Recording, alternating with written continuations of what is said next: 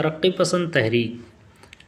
علی گڑھ تحریک کے بعد بڑی اور شعوری تحریک جس نے ہمارے ادب کو انقلابی تبدیلیوں سے دوچار کیا وہ ترقی پسند تحریک تھی۔ ترقی پسند تحریک کا سرچشمہ انقلاب روس تھا۔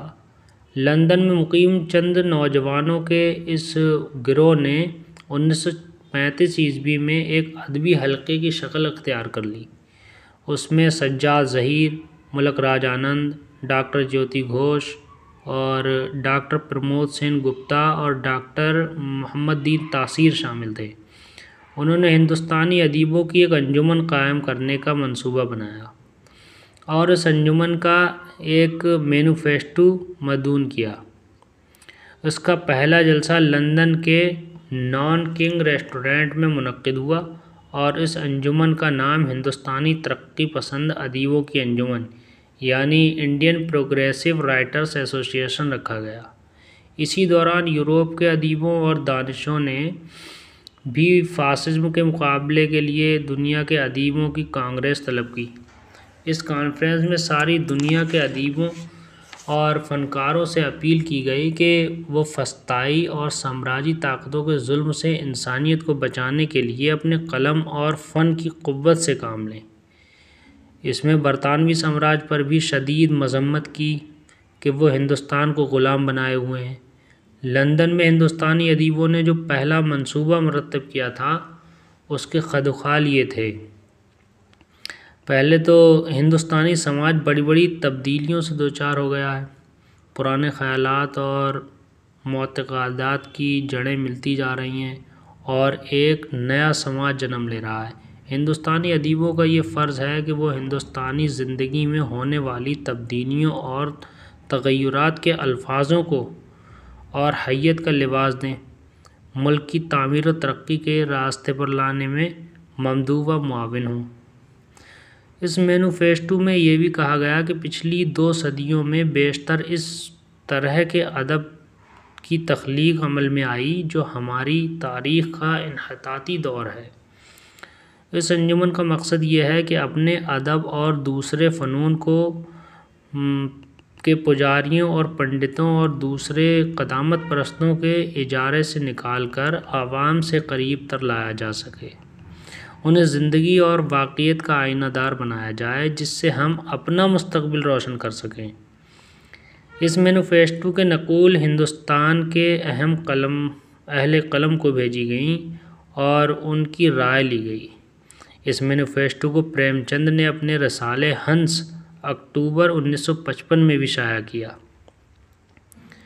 بظاہر ترقی پسند تحریک کے مقاصد ایسے تھے جس سے کسی ادیب یا شاعر کو اختلاف نہ تھا۔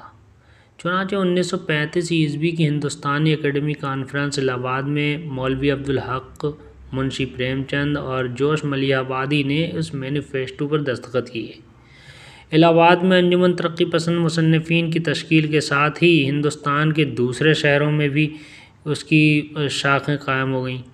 اپریل 1936 میں انجمن ترقی پسند مصنفین کی پہلی کانفرنس لکھنؤ میں منعقد ہوئی جس کی صدارت منشی پریم چند نے کی اور صدارتی خطبہ بھی پڑھا۔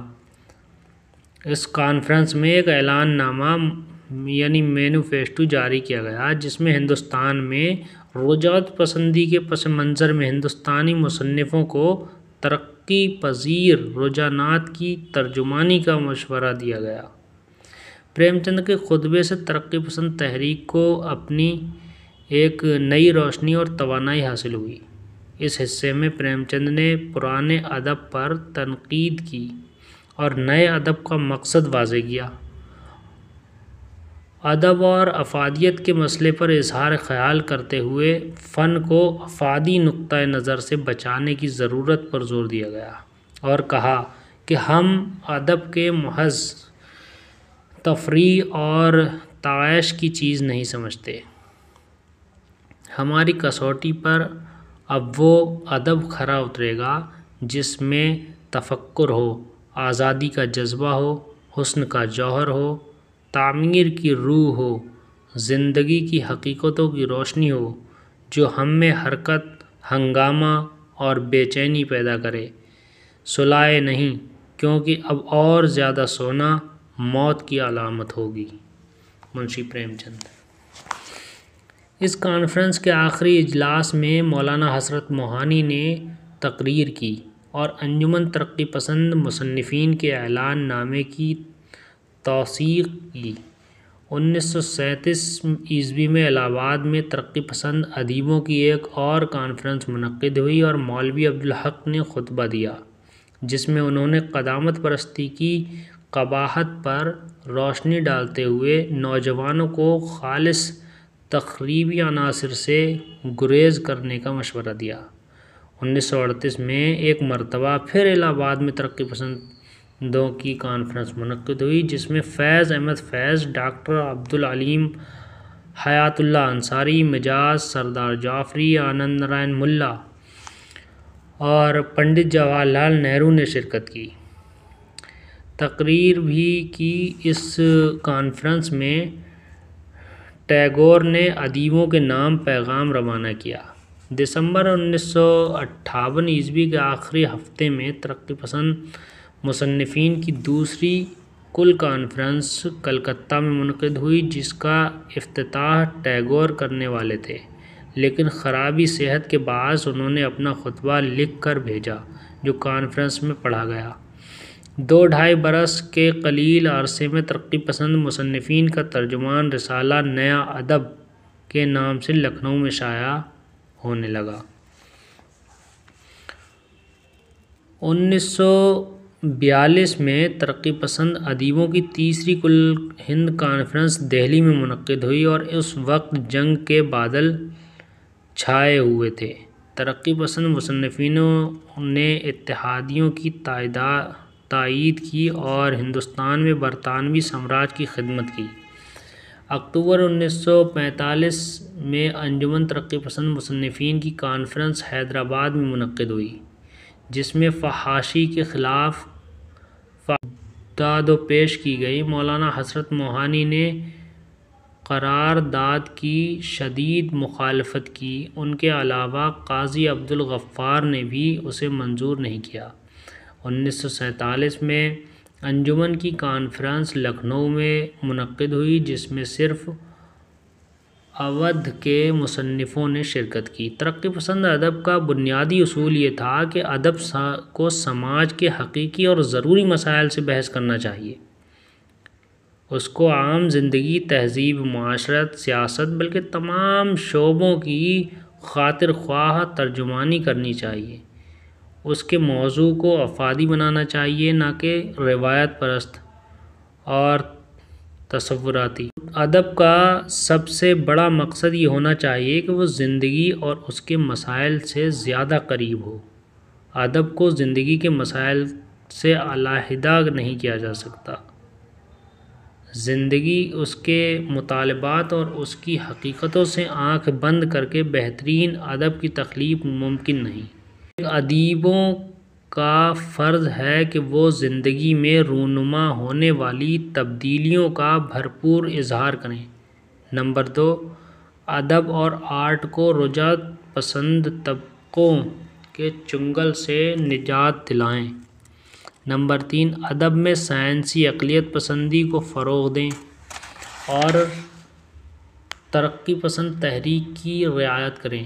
نمبر 4، ادب کو عوام کے قریب لایا جائے اور مستقبل کی تعمیر کا ذریعہ بنایا جائے۔ نمبر 5، زندگی کے بنیادی مسائل، بھوک، افلاس، سماجی پستی اور غلامی کو ادب کا موضوع بنایا جائے۔ اردو میں ترقی پسند تحریک پہلے منظم تحریک تھی، جس کا ایک باضابطہ منشور تھا۔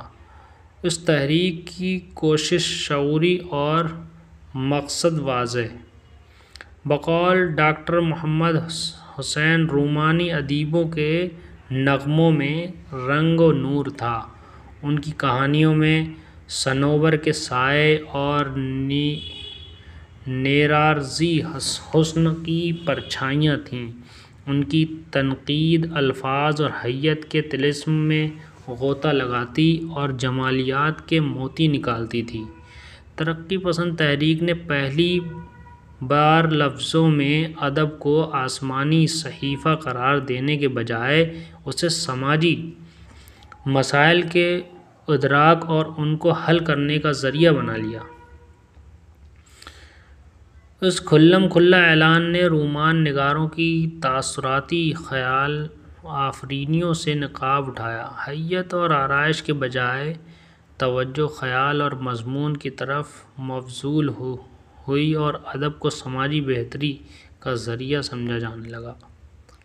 مختصر یہ ہے کہ ترقی پسند تحریک اردو کی اہم ترین تحریکوں میں سے ایک تھی جس نے اردو کی چوٹی کے ادیب، شاعر اور نقاد دیے۔ اس نے ایک طرف معاشی اور سماجی نابرابری کے خلاف ضمیر کو جھنجھوڑا ہے تو دوسری طرف قدم کی آزادی کی تحریک میں بھی بھرپور حصہ لیا ہے۔ ترقی پسند ادیبوں نے مجموعی اعتبار سے ادب کے تمام شعبوں کو متاثر کیا۔ افسانہ نگاری میں حیات اللہ انصاری، کرشن چندر، راجندر سنگھ بیدی، سعادت حسین منٹو، عصمت چغتائی، اختر اور ہینوی، احمد ندیم قاسمی اور اختر انصاری وغیرہ ممتاز ترقی پسند افسانہ نگار ہیں۔ ناول کے فن میں سجاد ظہیر، کرشن چندر اور عزیز احمد، عصمت چغتائی وغیرہ اہمیت کے قابل ہیں۔ طنز و مزاح میں ابراہیم جلیس، کنہیا لال کپور اور کرشن چندر کے نام نمایاں ہیں۔ شاعری میں مجاز، جزوی، فراق، جوش اور مخدوم، سردار جعفری، جانثار اختر، مجروح سلطان پوری وغیرہ کے نام سر فہرست ہیں۔ اس طرح تنقید کے شعبے میں اختر حسین رائے پوری، مجنوں گورکھپوری، آل احمد سرور، احتشام حسین، ڈاکٹر عبدالعلیم اور ممتاز حسین نے شہرت حاصل کی۔